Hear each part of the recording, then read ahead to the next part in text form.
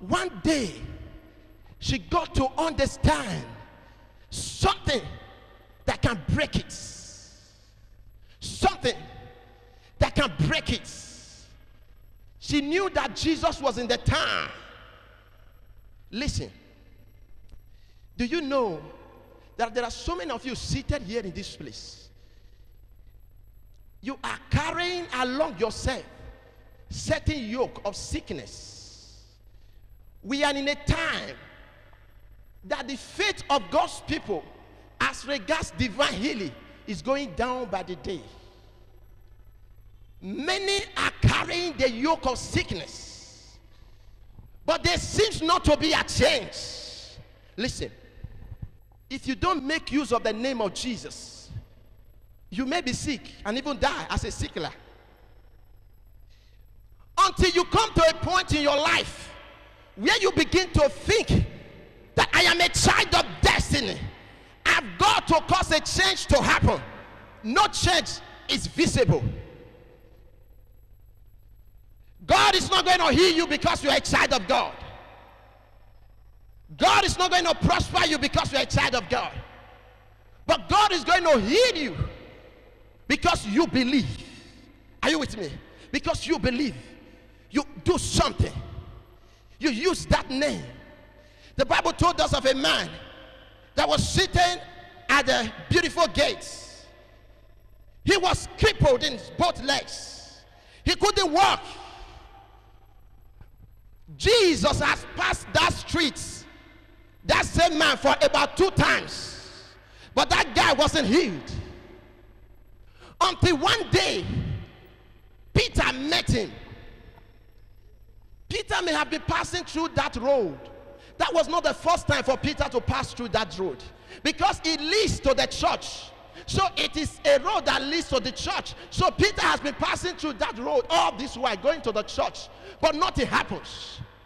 Until, see, in the kingdom, before any miracle can happen, you've got to pull it out. Are you with me? You've got to pull it out. I was preaching in Belgium. I was preaching on the healing part of God. And one of our members came to me and said, Daddy, I have a stomach pain and I'm afraid of doing operation because it's going to be a major operation. And I asked her, I said, do you believe that if I pray for you now, that yoke will be broken? She said, man of God, if I don't believe, I won't be coming to you. I said, no. You can move from here to Sokoto to see a man of God and still do not believe. We read in the scriptures that a man came from a very far country to Jesus. He said, oh Sabaha, he said, my servant is sick, greatly tormented by demon. Jesus, I brought him to your disciples, but they could not heal him. But if you can do anything, please help. And Jesus told him, he said, if you can believe, all things are possible to him that believeth. Look, the man thought he believed by coming from a far distance. He thought he believed. He never knew he didn't believe. Because if he had believed, Jesus wouldn't be saying that if you can believe. And then he burst out and cried and said, oh Lord, help my unbelief. And Jesus rebuked the devil. Listen, you may be passing through this church, attending the church, and the preachers, you're receiving ministration by different preachers, and still you may not believe. You may have come to a pastor and said, pray for me, and still you may not believe. I told the woman, I said, do you believe? She said, man of God, I believe. I said, in the name of Jesus, you yoke of sickness be broken. I said, go home. It wasn't a long prayer. It doesn't have to, listen to me. Something's going to happen here. Are you with me? There are some of you sick here in this place. After tonight, the healing power of God will rattle here. Because when you call on that name, Jesus, you will see the power that is behind that name. There are some of you, you have been in a family where everybody around you is poor. Don't worry, brother. Don't worry. When we call on that name tonight, that yoke of poverty will be broken. That yoke will be broken. If you believe, stand up and shout hallelujah. There is power in that name. Tell somebody there is power in that name. The The early church, they understood the power in the name of Jesus, and they made good use of it. When I finished with the lady, she went home. The next Sunday, she came with so many things for Thanksgiving. And so immediately when she got home, everything disappeared. And this is a sickness that has been on with her for so long. Listen to me. It doesn't matter that yoke that you are going through. I want to speak to somebody here.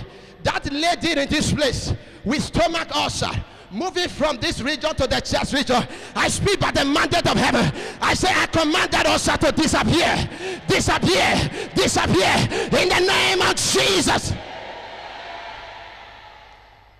Listen, there is power.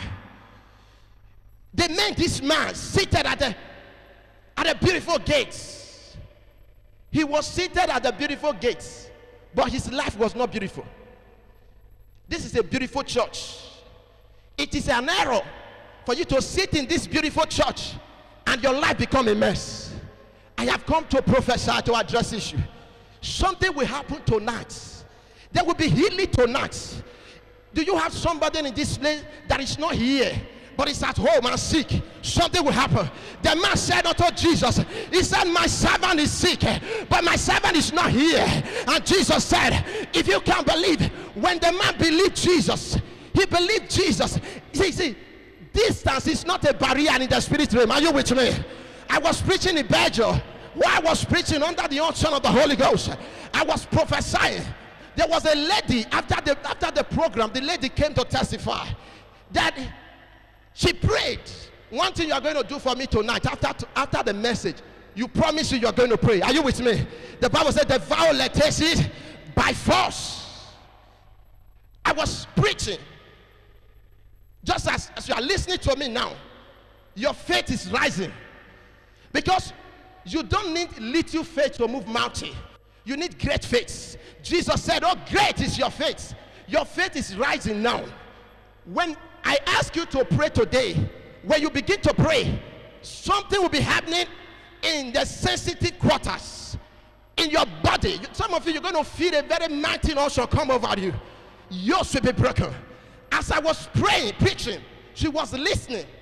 Listen, it is hard, very, very hard and difficult to have people that cannot listen to God's word receive miracles. They don't receive miracles. When you study the Bible, you find that the people that receive miracles under the ministry of Jesus, they heard. The woman of the issue of blood, the Bible says, she heard and she came. What did she hear? The word of God. When I was preaching, this woman was listening. And after the preaching, I entered into prayers. She prayed. In the night, something happened. She said, evangelist, I had a dream that she was tied to a tree in a typical forest.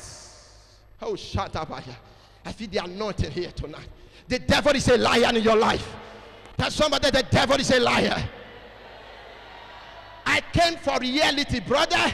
I came for the manifestation of the power of God.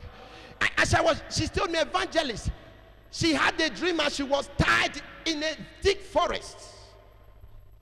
Then a man walked to her in the forest and asked her, what are you doing here?